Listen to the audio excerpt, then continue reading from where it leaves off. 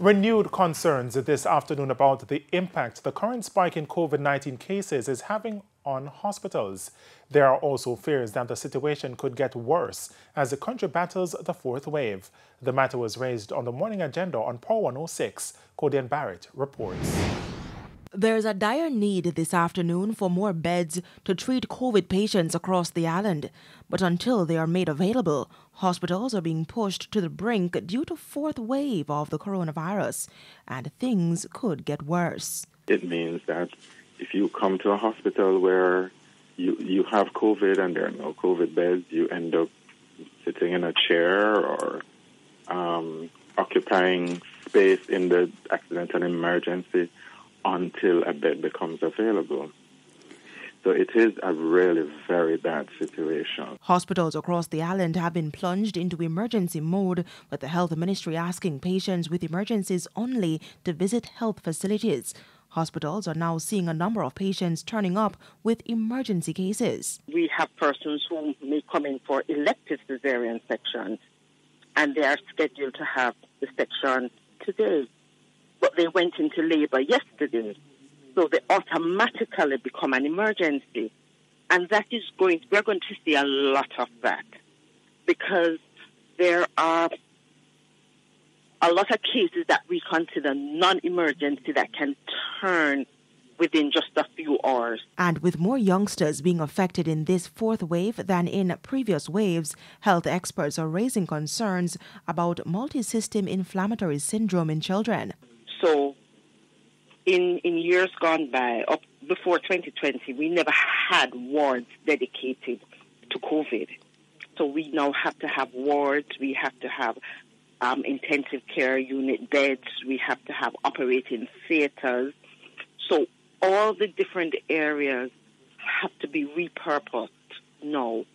And it not only puts a stress on the public who access the facilities, it puts a stress on the persons who work in the facility. Codian Barrett, TVJ News. In the meantime, the Ministry of Health is reporting cases of multi-inflammatory syndrome among children who are diagnosed with COVID-19.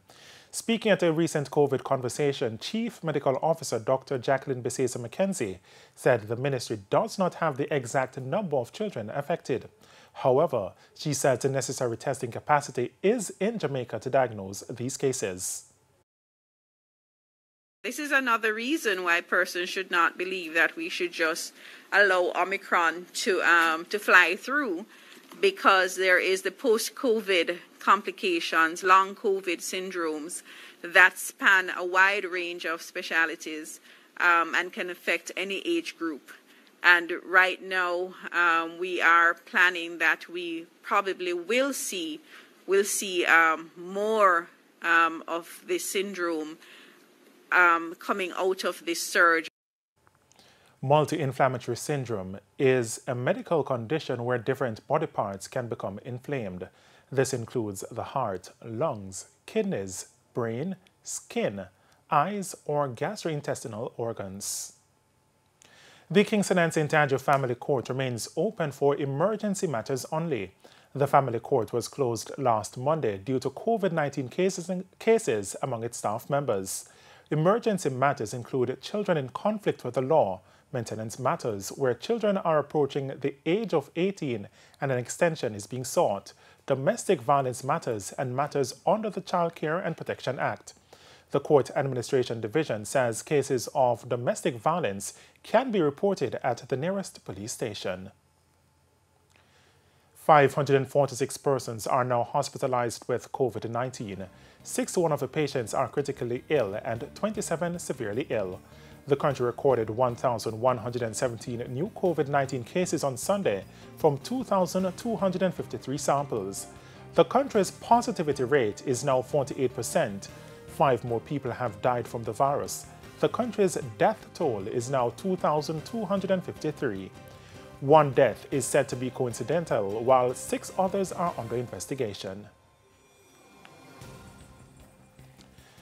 Tempers have cooled, at least for now, as Member of Parliament for Central St. Mary, Dr. Maurice Guy, assured residents of a temporary fix to bad roads from Guys Hill to Highgate. The poor state of the roads was the subject of a two-day protest last week, which inconvenienced residents, including students and teachers. Krista Campbell visited St. Mary and now reports. Remnants of a two-day protest over bad roads from Guys Hill on the St. Mary-St. Catherine border to Highgate in St. Mary are behind me. But tempers cooled long enough for frustrated taxi operators to meet with their MP on Friday. Member of Parliament for Central St. Mary, Dr. Maurice Guy, maintained that the road is slated to be fixed, but the money not really in the thing, but they are making preparation. But for the temporary solution, they would like to put some malls, give us some malls, and we as taxi operator spread them into the affected areas. The taxi operators say they understand the authorities' current position. Are content with that for the time being? Well, for the time being, because really blocking the road is not really a first choice, because anything can happen, emergency, the police, you're giving them extra work, and you know the resources for the police are limited, and the reason for that, the bad roads to help to limit the police resources. The MP says the long-term solution is to patch the roadway, but some residents are not convinced this latest promise will be any different than those before. They don't care about us because over the years what they would have done is that they would have made promises that they would have done this, which is to fix the road, but nothing has come forth, and this has been more than like 14 years and nothing. Meanwhile, taxi operator Noel Smith wants the Prime Minister to intervene to settle the constant disputes between MPs over bad roads along constituency borders. As if Mr. Maurice fix this area and the next MP close by and they join, he must say, well boy, him nah fix it, this one nah fix it. Suppose Mr. Maurice fix his area one at a time. He could fix the next area and the next time. But they're just neglecting. And this is one of the main problems where we have in so much bad roads. Krista Campbell, TVJ News. And over in St. Catherine, residents are lamenting the impact of poor roads on their communities. Banks Avenue, Hampton Drive, North Avenue and Vars Road in the Sunnyside community are some of the roads affected. The residents claim the roads have been in a deplorable state for more than a decade, and the bad roads are costing them.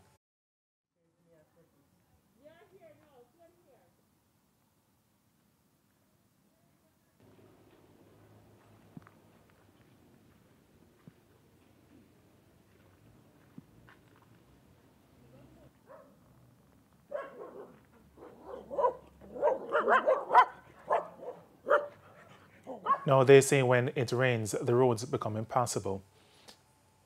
They are appealing to the government to fix the roads in their community, and we do apologize for the absence of those audio bites. And it's now time for a break. Stay with us. More stories when we return. Welcome back to the Midday News.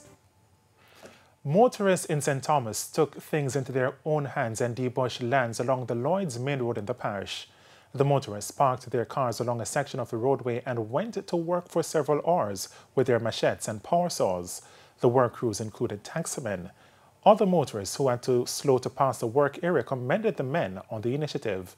The residents say the area has been in need of debushing for months, and they got tired of waiting on the authorities to clear the area. The people say the overgrown vegetation was creating a safety issue. So I think go man, teamwork make the dream work. A road we are clean up, you see me? Because we get a road and we have to make sure it's in order, you see me? You can't sit down and watch it mash up and drive up and down point and watch it mash up. We have to clean it up, you see me? Just coming together today to do some voluntary community work services for the betterment of the people, the roads, the community and safety. We are doing this on behalf of ourselves. We don't want the money and we don't want the recognition. We come out this morning to chop the road because the condition of the road bad. Vehicle man, taxi man, truck man, everybody come out. Yeah man, said we so. We have to do it, you know. Now, they are, however, urging the government not to allow the area to become overgrown as badly again before carrying out debushing works. A family in Manchester is this afternoon appealing to the public for assistance for a relative who has been diagnosed with a rare kidney disease and is in urgent need of a kidney transplant. Cody and Barrett reports. When he was just 17 years old, Garvin Atkinson started to experience discomfort and observed swelling on his feet, genitals and face. He is now 20. According to his mother, she sought help after his school life was being disrupted. He was going to the Midday High School, and teacher was to call us to take him home because they were saying that his pants is very tight. And he was trying to explain to them that it's not really that his pants is tight, but his feet are swollen. At first, he was wrongly diagnosed with high blood pressure, but relatives found that odd, especially given his age, and sought a second opinion. So I went to another doctor by the Villa Plaza in Mandeville. His name is Dr. Singh, and he told me that I had kidney problem and referred me to a kidney specialist over by Hargrave Private Hospital in Mandeville. He found out he had a nephrotic syndrome, an illness that can cause your kidneys to lose their function over time. And if kidney function falls low enough, dialysis or a kidney transplant may be needed. He began a series of treatments and procedures, but last year his kidneys got worse and he had to start dialysis. Now he is in urgent need of a kidney transplant, which could cost millions. His family is therefore seeking the assistance of the public. To do the test right now, we need money to do the test to find out who is compatible for his kidney transplant, and trying to raise some money for the kidney for the operation also. So anyone can help, I would appreciate it. Whatever way you can assist him, please do so. He's a young man with a bright future lies ahead of him, and he has the potential, and that is why his family is going the extra mile to make sure he gets the help that he needs. For anyone willing to assist this family, you may make donations to his mother, Charmaine Atkinson's Jamaica National Bank account, Mandeville branch, account number 209-414-8970, or contact her at 876-315-5877. Cody and Barrett, TVJ News. 3 rifles and more than 50 rounds of ammunition were seized by the security forces during an operation in the Stadium East area of St. Andrew yesterday afternoon. Deputy Commissioner of Police in charge of crime, Fitz Bailey, says it's suspected that other illegal firearms are in the area. DCP Bailey disclosed that operations will continue in the community today. AK-47 rifle, 1 Uzi submachine gun, and a shotgun along with 53 assorted rounds, as well as a number of magazines. The operation continues, and we believe that there might be other weapons being concealed in this space.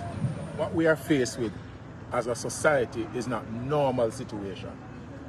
These persons, when they do have firearms, they are not scared to fire, and they continue to fire their guns with impunity.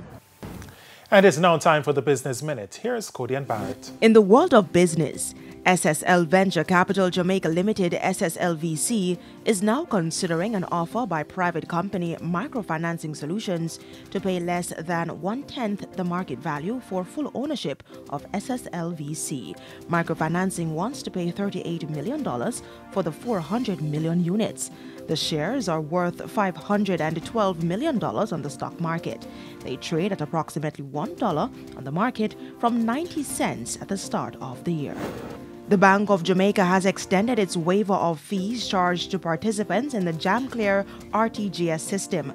The waiver will continue until March 31. In March 2020, the BOJ waived transaction fees associated with all customer payment transactions for participants in JamClear RTGS. This was in response to COVID-19 containment measures. And that's it for the Business Minute. I'm Cody Ann Barrett. Here's Sandy Williams with the top regional and international stories. In regional news, the government of Canada has pledged millions of dollars to the government of Haiti to assist the French-speaking CARICOM nation with security and other projects. This was the outcome of a recent virtual 3-hour meeting led by Canadian Prime Minister Justin Trudeau. Also present were foreign ministers from more than a dozen countries, including the United States, France, and Mexico, and United Nations representatives.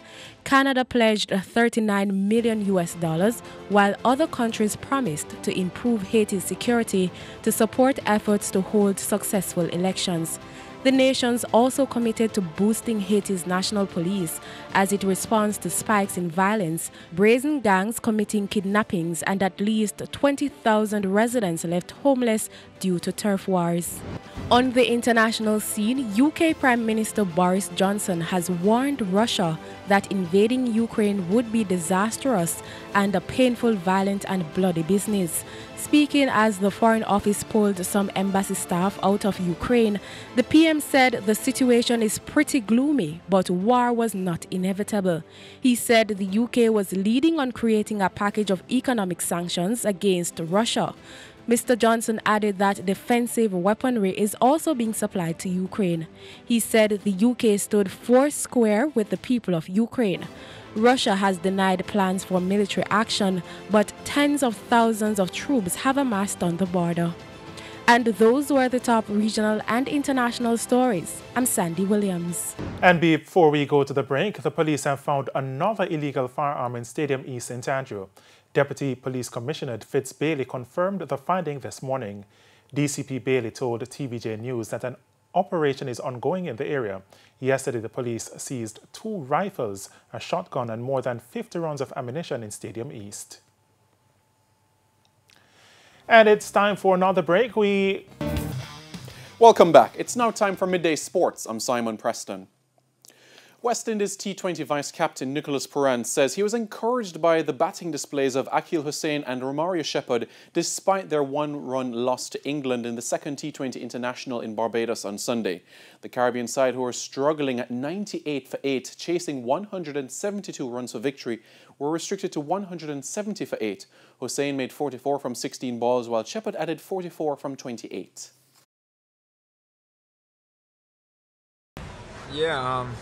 Akil and Shepherd have been working really hard on the batting as well. We know in our team we have a long list of hitters in our team. Tonight we saw something special from Akil and Shepherd tonight. Kudos go to them. They didn't give up at all. But that goes to show the strength in our team. The 5-match T20 series is now level at 1-1. The third T20 is slated for Wednesday at the same venue. It will be a repeat of the 2021 final as defending champions Cavalier plays last season's runners-up Waterhouse in the Jamaica Premier League this afternoon. Cavalier defeated Arnett Gardens 2-1 in their opener, while Waterhouse got the better of Montego Bay United by the same scoreline in their first game. Kick-off is at 1 o'clock. At 3:15, Dunbeholden will battle Montego Bay United. Across the Atlantic we go now as Reggae Girls striker Khadija Bunny Shaw scored for Manchester City in a 1-1 draw against Arsenal in the English Women's Super League over the weekend. The 24-year-old scored the opener in the 65th minute before American international Tobin Heath equalised in the 90th minute. This was Shaw's 3rd league goal of the season and her 9th in all competitions. With the draw, City remains 5th in the table on 20 points. They are 6 points behind the leaders Arsenal with 10 games left to play this season. Shaw has a deal with Manchester City until the summer of 2024. Reggae Girls defender Cheyenne Dennis has signed for top-flight Icelandic club KVKFC for the 2022 season. The 22-year-old earned this deal after impressing for the University of South Florida in the NCAA Championship. Dennis has made 4 appearances for the Reggae Girls since her debut in 2018. She was also a member of Jamaica's squad that finished 7th at the Pan American Games in Lima, Peru in 2019. And finally this afternoon, Jamaica's Rugby Sevens team finished 14th out of 16 teams at the World Rugby Sevens Series in Malaga, Spain over the weekend. The Crocs fell 29-24 in overtime to Japan in the 13th place playoff in their last game of the first leg on Sunday. The second leg of the series is slated for Seville from January 28 to 30. This is Jamaica's second participation as a Tier 1 nation in Rugby Sevens in the series. Their debut came in Vancouver, Canada last year. And that is it for your Midday Sports Report. I'm Simon Preston Ashane. It's over to you. Thanks, Simon. And that's the Midday News. I'm Ashane Masters. Join us at 7 for Prime.